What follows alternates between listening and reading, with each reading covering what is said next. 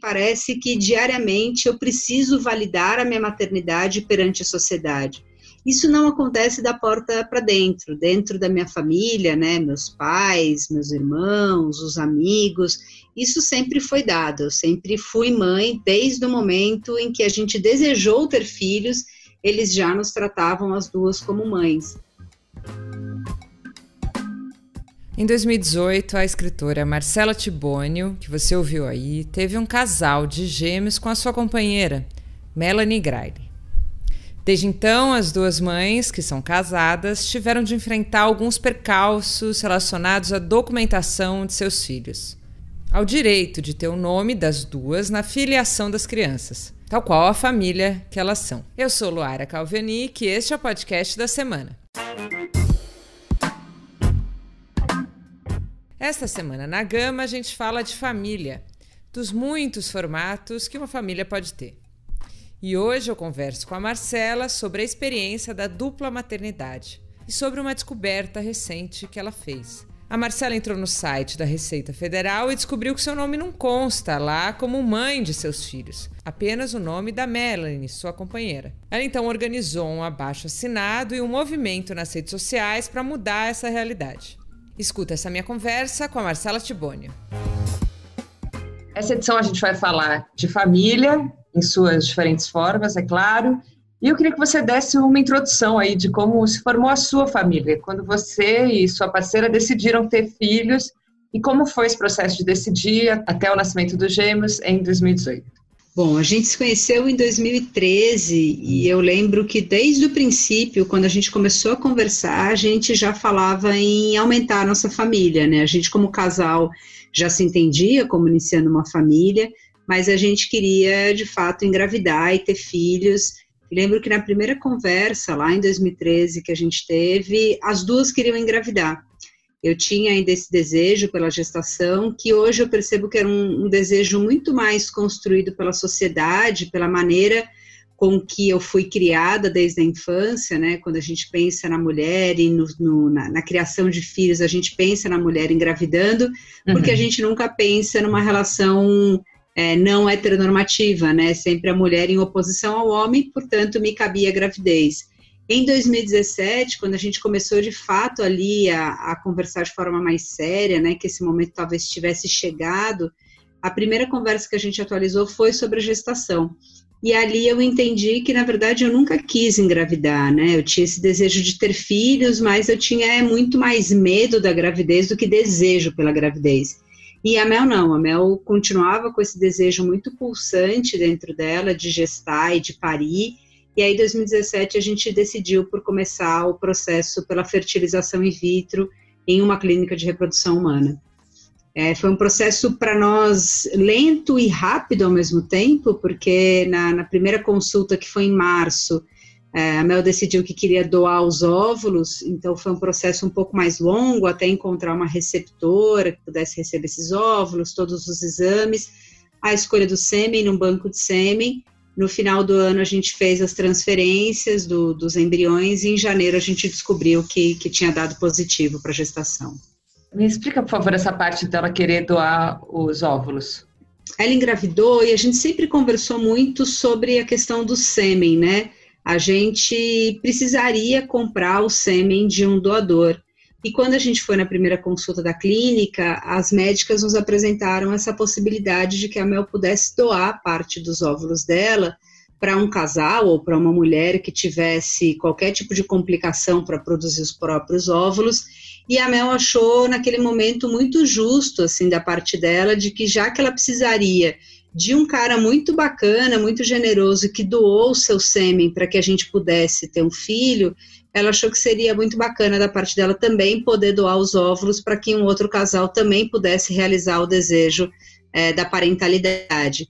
Então, a metade dos óvulos que ela produziu, e aí por isso a fertilização in vitro, né, você estimula a produção dos óvulos e faz essa punção do estímulo ovariano. Então, a Mel produziu 11 óvulos, a gente ficou com 6, e esse casal, essa mulher receptora, é tudo sigiloso, a gente não sabe, né, para quem vai, ficou com 5 óvulos. E como foi decidido que a Mel iria engravidar, né? Você conta no livro como não foi você que carregou o bebê ali, nem sempre você era tratada também como mãe, né? Eu te pergunto como você lidou com isso e o que isso reflete da maneira como a sociedade enxerga a sua família. Isso, quando eu comecei a escrever o Mama, né, o livro, foi muito nesse desejo duplo, primeiro de relatar como que a gente tinha conseguido chegar no positivo da gestação, então todos os processos burocráticos mesmo pelos quais a gente tinha passado, médicos, exames, clínicas, e também para conseguir deixar ali registrado tudo que eu, mãe não gestante, tinha passado ao longo desse processo, né, ao longo da validação da minha maternidade. Então, o que eu penso hoje, meus filhos estão com 2 anos e 2 meses, é que parece que diariamente eu preciso validar a minha maternidade perante a sociedade.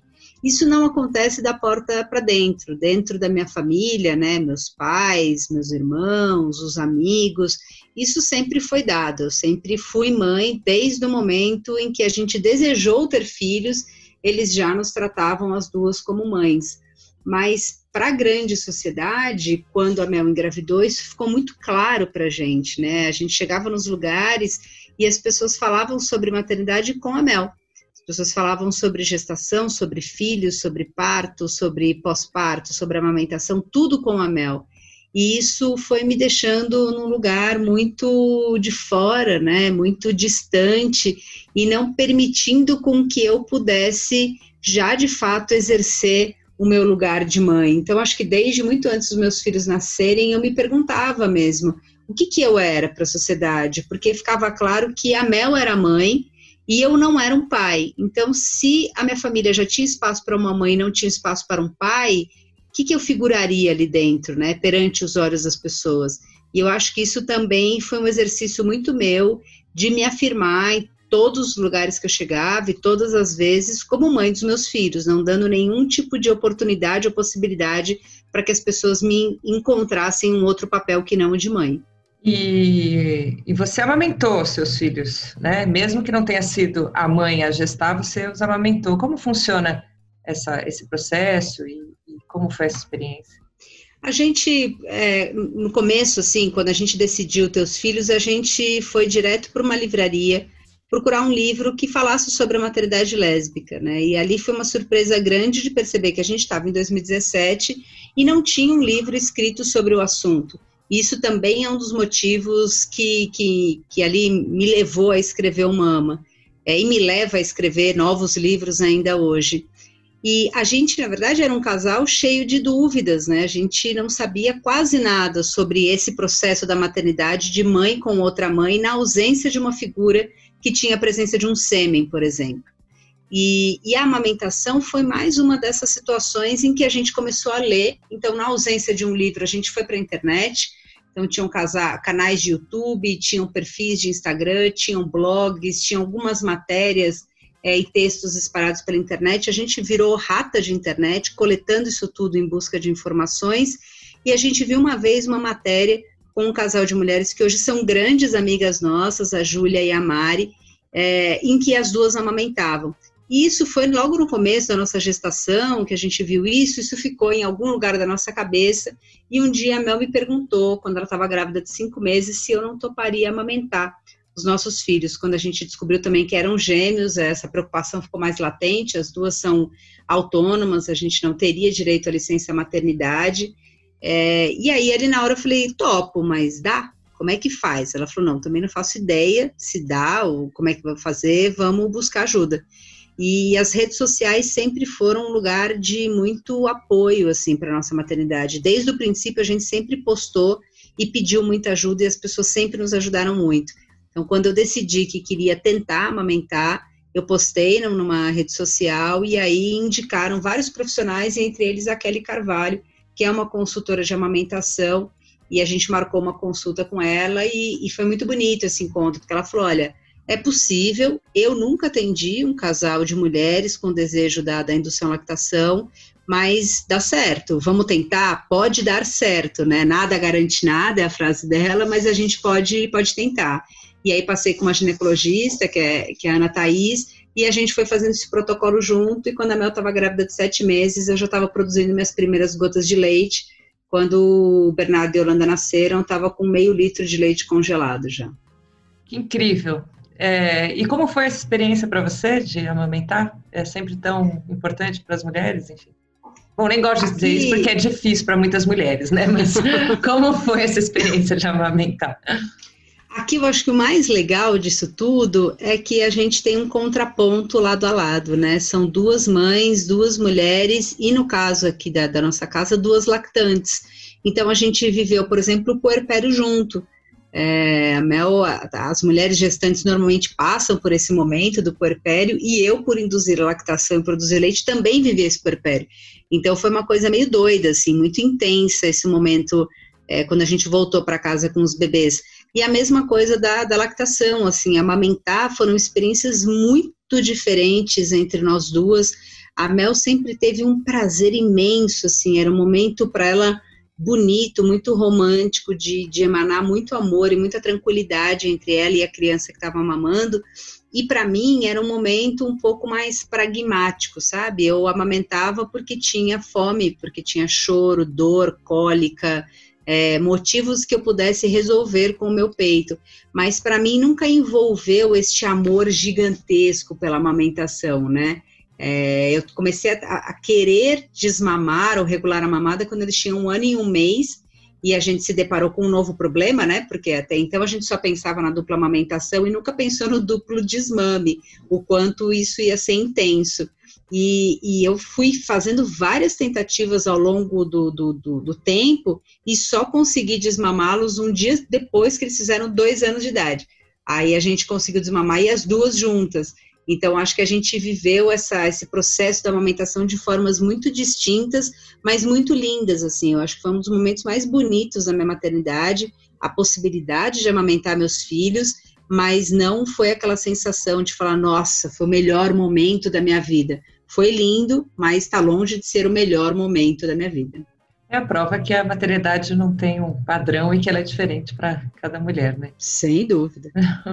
E agora, voltando para essa questão da validação da sociedade em relação à sua família, já faz quase 10 anos que o Supremo ali decidiu que casais homoafetivos têm o direito legal da união e de formar uma família como qualquer outra. Mas nessa questão da dupla maternidade, em determinados documentos, você ainda encontra dificuldades para isso, certo? Eu queria que você me contasse um pouco a questão do CPF, que você fala muito aí no seu Instagram, na sua luta aí diária.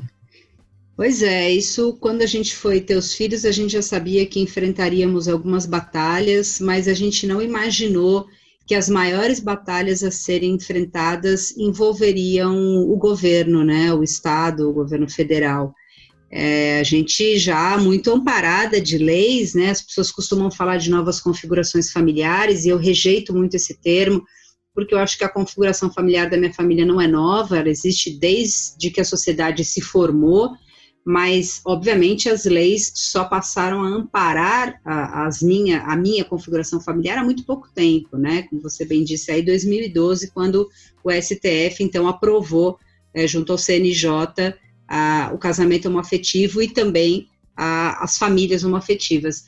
Então, quando a gente foi ter o Bernardo e a Yolanda, isso já era 2018, a gente já sabia que teríamos direito, por exemplo, à certidão de nascimento em nome de 2 mães, já sabíamos que não tinha o campus pai e campo mãe, que tinha ali filiação, então a gente veio com um gosto de vitória muito grande a cada documento deles que saía com a filiação Marcela e Melanie. Pois muito enganada estava eu, quando aí há 15 dias atrás fui fazer uma consulta pela internet no comprovante de inscrição ao CPF dos meus filhos, e aí nesse formulário pela internet você tem que preencher alguns dados, que é o nome da criança, o número do CPF, a data de nascimento e um campo, que é o campo mãe. Então só tinha um campo, que eu já achei ali um pouco estranho, e eu preenchi com o meu nome. E aí cai para uma tela dizendo o nome Marcela não coincide com o nome do Bernardo. E ali na hora, meu coração já foi a mil, eu falei, poxa vida, como que o meu nome não coincide com o nome do meu próprio filho, se eu sou mãe do meu filho? Voltei para o formulário, preenchi ele com os mesmos dados, e dessa vez com o nome da minha mulher, que é o nome da Melanie, e aí sim eu caio no CPF do Bernardo. Fiz a mesma coisa com a Yolanda, mesma informação, com o nome da Melanie, acessei o CPF dos meus filhos. E ali, imediatamente, eu desliguei o celular e comecei a olhar para a janela e chorar, um choro muito silencioso, muito vulnerável, muito solitário, porque ali era a percepção de que, na verdade, o que aconteceu quando os meus filhos nasceram, com a certidão de nascimento, é uma grande fantasia, né? É uma grande alegoria. O Estado, então, imprime um papel dizendo que a filiação é de duas mulheres, mas no sistema, ou seja, na tela do computador desses órgãos todos, federais, estaduais, municipais, ainda consta o campo mãe e o campo pai. Ou seja, essa decisão feita pelo STF em 2012, ela serve só para o papel impresso e não para uma mudança no sistema digital. E aí a pergunta que eu me faço e que a gente agora faz para a Receita é, num mundo que se torna cada dia mais digital, de que serve um papel impresso? O que valida perante o Estado a minha maternidade, tendo um papel que confirma isso, se quando eu digito o meu nome diante do documento dos meus filhos, ele não consegue encontrar o meu nome como mãe dos meus filhos. E aí eu não saberia nem te dizer, porque eu não tenho acesso ao sistema da Receita, se eu consto como pai, ou se eu simplesmente não consto como absolutamente nada dos meus filhos. E isso é muito mais amplo, tá? Eu brinco sempre que essa é minha quinta batalha, parece o nome de um filme, mas eu, quando cheguei no hospital para amamentar meus filhos, a diretora não queria que eu amamentasse dentro do recinto hospitalar, dizendo que era uma amamentação cruzada. Explicando rapidamente, a amamentação cruzada é quando uma mulher amamenta o filho de outra mulher, quando uma mãe amamenta o filho de outra mulher. Ou seja, para aquela diretora, eu não era mãe dos meus filhos, porque os meus filhos já tinham uma mãe e, como já diz o ditado, mãe só tem uma. Essa foi a primeira batalha. A segunda batalha, quando eles tinham 2 dias de vida, entrou um rapaz na sala no nosso quarto do hospital, com a declaração de nascido vivo dos meus filhos em mão, dizendo que ali era um documento oficial do governo, vinha direto do Ministério da Saúde, e só tinha o campo mãe e o campo pai. E a gente deveria escolher qual de nós duas figuraria como mãe e qual de nós duas figuraria como pai. Obviamente, nenhuma das duas seria pai, porque nossos filhos não têm pai. Então, o primeiro documento oficial dos meus filhos, de que eles nasceram vivos, não consta o meu nome como mãe. Assim como na certidão de nascimento deles, obviamente que está impresso como filiação, mas no sistema do computador está escrito pai e mãe. O RG é a mesma coisa, e tantos outros documentos que a gente ainda não tem acesso para saber como eles são feitos dentro do sistema. Então, hoje a nossa batalha contra a Receita Federal e contra todos os outros órgãos é que simplesmente eles acatem o que o STF já disse em 2012. É preciso constar filiação. Por que ainda manter o campo mãe e o campo pai, causando tantos transtornos a tantas famílias do Brasil?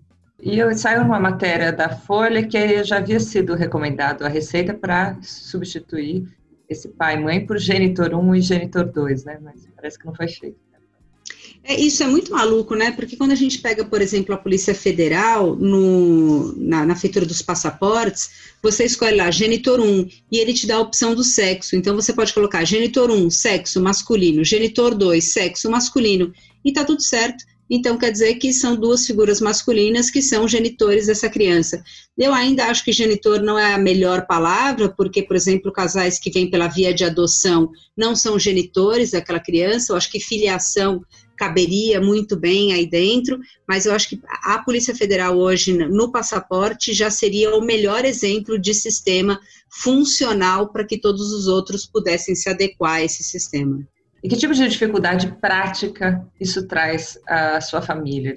Isso é uma pergunta ainda bastante difícil de te responder, primeiro porque a gente descobriu isso faz 15 dias, depois que essa geração ainda está em desenvolvimento, né, quando o STF delibera isso em 2012, quer dizer que as crianças têm no máximo 8 anos, portanto elas ainda não são figuras independentes, ainda não assinam seus próprios documentos, então as famílias têm descoberto isso dia a dia e infelizmente da pior maneira possível, são em situações que você precisa de alguma coisa e você é negado porque isso está lá no documento de forma equivocada. Então agora, por conta do manifesto que a gente criou e de toda esse barulho que a gente tem feito pela internet, junto da mídia, eu tenho coletado junto da ABRAF, junto da BGLT, uma série de relatos de famílias do Brasil inteiro de situações catastróficas por conta disso. Então, famílias, por exemplo, que não conseguiram cadastrar o nome das duas mães na carteirinha do SUS e que foram impossibilitadas, por exemplo, de vacinar um filho porque não estava no nome da mãe que foi levar essa criança para vacinar. Casos, por exemplo, de famílias que foram fazer o RG e foram impossibilitadas de colocar lá no campus mãe, e uma delas tem que figurar no campus pai, ou de auxílio emergencial, um casal que não conseguiu acessar porque dá confusão de dados no sistema. A gente tem, enfim, no banco também, que só uma das mães tem acesso à conta do filho, porque a outra mãe que não consta na receita, o banco não acessa, né, não aceita. Um casal do Rio de Janeiro que teve trigêmeos e um dos bebês precisou tomar um leite especial e não conseguia ter acesso porque também deu o mesmo problema do CPF, então só a mãe que constava no CPF conseguia retirar esse leite. Mas isso ainda é muito pouco do que pode acontecer no futuro, né? Porque eu insisto isso, essas crianças ainda têm só 8 anos, eu não sei te dizer o que vai acontecer quando elas tiverem 18 ou 20. Por exemplo, casais de dupla paternidade, a Receita deixa o campo mãe em branco, e todos os documentos e fichas que você vai preencher pela internet, o campo mãe é um campo obrigatório, assim como o CEP. Então, se eu preencher alguma coisa e deixar o campo mãe em branco, essa ficha não vai andar, eu vou colocar lá para seguir para a próxima página, e ela vai voltar me dizendo, campo mãe é obrigatório, você tem que colocar um nome, e não tem nome. Então, isso vai gerar, enfim, uma série de situações que a gente não tem muito como prever no mundo que fica cada vez mais digital, né? Em relação a isso, você fez um abaixo-assinado, né, e está super se manifestando aí no Instagram. Você podia me contar um pouco como é que está essa batalha? Quando a gente teve acesso a estudo, e eu ali, na verdade, uma outra mãe, que é a Vanessa, também teve essa informação do CPF, me escreveu, e aí eu também fui descobrir a mesma situação comigo, eu postei no Instagram centenas de famílias me escrevendo e descobrindo em tempo real que também não estavam cadastradas como mãe na Receita, pais também, e me relatando uma série de outros casos. No mesmo momento, a Bicha da Justiça, que é a doutora Bruna, que criou essa startup, é uma startup especializada na formação de advogados pelas causas LGBTI, ela abraçou a causa junto da ABRAF, que é a Associação Brasileira de Famílias Homotransafetivas, e juntos eles criaram, então, esse manifesto para que a sociedade pudesse fazer de forma ativa, né, fazer uma participação de forma ativa em uma causa que envolve tantas famílias. Esse é uma das ações que a gente tem desenvolvido frente a isso. A ABRAF está entrando também com medidas extrajudiciais contra a Receita, vários casais têm entrado com ações individuais contra a Receita, exigindo a mudança desse sistema, e agora a gente está com uma coalizão de advogados, pensando também para que órgão do governo a gente vai encaminhar esse abaixo-assinado, e pensando se cabe ou não uma ação coletiva, ou como é que é a melhor maneira de encaminhar isso junto às autoridades competentes. E quem quiser assinar e quem quiser participar disso, colaborar, como é que faz? A gente tem publicado muito manifesto pelas redes sociais, que hoje acho que são a nossa maior força. Então, na minha bio tem o link do manifesto, na bio da ABRAF, da Bicha da Justiça. O meu é @MarcelaTiboni, a gente já passou agora de 41 mil assinaturas, nossa meta são 50 mil assinaturas. Isso tem atingido pessoas do Brasil inteiro, que tem deixado a gente bastante feliz com essa notícia. Ótimo, Marcela, espero que isso se resolva o quanto antes. Obrigada pelo papo. Eu que agradeço vocês pelo espaço e pela chance de estar aqui com vocês nesse momento. No site da Gama você encontra outros conteúdos com o tema da semana, que é família. Tem um depoimento da Nelisa Assunção sobre o pai, o também músico Itamar Assunção, e sobre ancestralidade. Ela acaba de inaugurar um museu online em homenagem ao Itamar. Tem também o depoimento de famílias transformadas durante a quarentena e uma reportagem sobre os testes de ancestralidade. Eles funcionam? Não funcionam? Por que têm feito tanto sucesso? Te convido a entrar no site da Gama para assinar nossa newsletter e ler tudo isso. Com roteiro e edição de Luara Calvenic, este é o podcast da semana. A cada 7 dias, um tema novo para você. A edição de som é do Maurício Abad. Até semana que vem.